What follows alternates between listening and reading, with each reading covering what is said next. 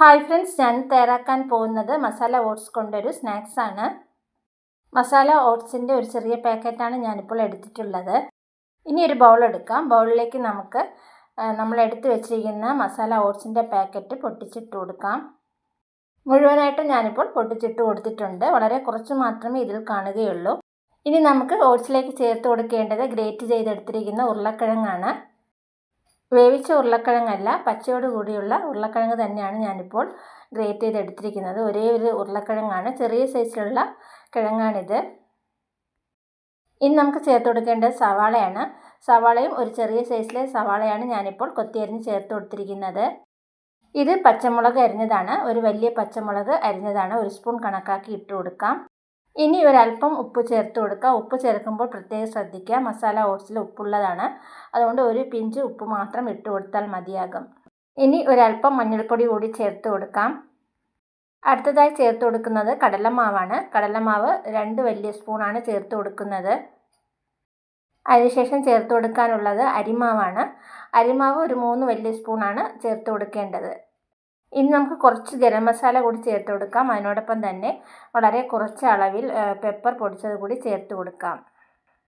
മല്ലിയില അരിഞ്ഞത് 2 സ്പൂൺ കണക്കാക്കി ചേർത്ത് കൊടുക്കുന്നുണ്ട്.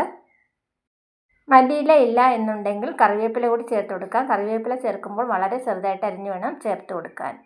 ഇത് പുളിയില്ലാത്ത കട്ട തൈരാണ്. 1 സ്പൂൺ തൈര് കൂടി ചേർത്ത് കൊടുക്കാം. ഇനി നമുക്ക് ഇവയൊന്ന് നന്നായിട്ട് കുഴച്ചെടുക്കണം. വെള്ളമൊന്നും ചേർക്കാതെ വേണം കുഴച്ചെടുക്കാൻ.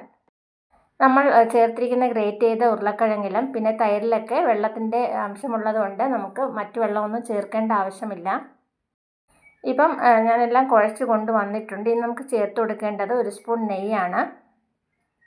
നെയ്ക്ക് പകരം ഡാൽഡ കൂടി ചേർക്കാവുന്നതാണ്. ഇനി നമുക്ക് വീണ്ടും നന്നായിട്ടൊന്ന് മിക്സ് ചെയ്തെടുക്കണം. മിക്സ് ചെയ്തെടുത്ത മാവ് നമുക്ക് ഒരു അരമണിക്കൂർ റെസ്റ്റ് ചെയ്യാൻ മാറ്റി വയ്ക്കാം. ഓട്സൊക്കെ ഒന്ന് കുതിർന്ന് കിട്ടാൻ വേണ്ടിയിട്ടാണ് നമ്മളിങ്ങനെ മാറ്റി വയ്ക്കുന്നത്. ഇപ്പോൾ അരമണിക്കൂർ കഴിഞ്ഞു. അതിനുശേഷം ഞാൻ അതിൽ നിന്ന് ഓരോ ഉരുളകളാക്കി എടുത്ത് കയ്യിൽ വെച്ച് ഒന്ന് ഉരുട്ടിയെടുത്ത് നമുക്ക് റിംഗ് ഷേപ്പിലൊന്ന് മുറുക്ക് തയ്യാറാക്കി എടുക്കാവുന്നതാണ്. മാവ് കയ്യിൽ ഒട്ടിപ്പിടിക്കുന്നതായിട്ട് തോന്നുന്നുണ്ടെങ്കിൽ അല്പം അരിമാവ് കൂടി ചേർത്ത് കയ്യിൽ വെച്ച് ഉരുട്ടാവുന്നതാണ്. അങ്ങനെ നമുക്ക് എല്ലാ മാവും ഇതുപോലത്തെ ഷേപ്പിലൊന്ന് ചുറ്റിയെടുക്കാം. ഇപ്പോൾ പൊരിക്കാനായിട്ടുള്ള മുറുക്കെല്ലാം റെഡിയായി കഴിഞ്ഞു. ഇതൊന്ന് മാറ്റി വയ്ക്കാം. അതിനുശേഷം നമുക്ക് ഒരു പാനിൽ എണ്ണ ചൂടാവാനായിട്ട് ഒഴിക്കാം. എണ്ണ നല്ല ചൂടായിട്ട് വേണം നമുക്ക് മുറുക്കിട്ട് കൊടുക്കാൻ. ഇപ്പോൾ എണ്ണയെല്ലാം നന്നായിട്ട് ചൂടായി വന്നിട്ടുണ്ട്. ഞാൻ ഓരോന്നായിട്ട് ഇട്ട് കൊടുക്കുകയാണ്. തിരിച്ചും മറിച്ചും ഇട്ട് നമുക്ക് മുറുക്ക് ചുട്ടെടുക്കാം. ഇത് വളരെ ടേസ്റ്റിയും ഡിഫറെൻ്റ് ആയിട്ടുള്ള ഒരു മുറുക്കിൻ്റെ റെസിപ്പിയാണ്. റെസിപ്പി ഇഷ്ടമായാൽ തീർച്ചയായിട്ടും എല്ലാവരും ഒന്ന് ട്രൈ ചെയ്ത് നോക്കുക. നമ്മളിപ്പോൾ ഈ മുറുക്ക് തയ്യാറാക്കാനായിട്ട് കുറച്ച് കൂടുതൽ ഇൻഗ്രീഡിയൻസ് ചേർത്ത് കൊടുത്തിട്ടുണ്ട്. അത് കാരണം വളരെയധികം ടേസ്റ്റാണ് ഈ മുറുക്കിന്.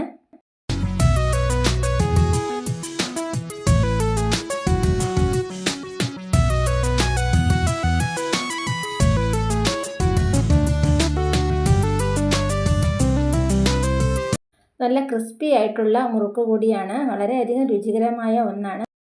ഗസ്റ്റുകളൊക്കെ വരുമ്പോൾ ഒന്ന് ഡിഫറെൻ്റ് ആയിട്ട് ചെയ്തു കൊടുക്കാൻ പറ്റിയ ഒരു റെസിപ്പി കൂടിയാണിത്. അങ്ങനെ നമുക്ക് എല്ലാ മുറുക്കും ഇതുപോലെ എണ്ണയിലിട്ടൊന്ന് ചുട്ടെടുക്കാം. ഞാനിപ്പോൾ മുഴുവൻ മുറുക്കും ചെയ്തെടുത്തിട്ടുണ്ട്. നമ്മുടെ വെറൈറ്റി ടേസ്റ്റി മസാല ഓട്സ് കൊണ്ടുള്ള മുറുക്കെല്ലാം ഇപ്പോൾ റെഡിയായി കഴിഞ്ഞു.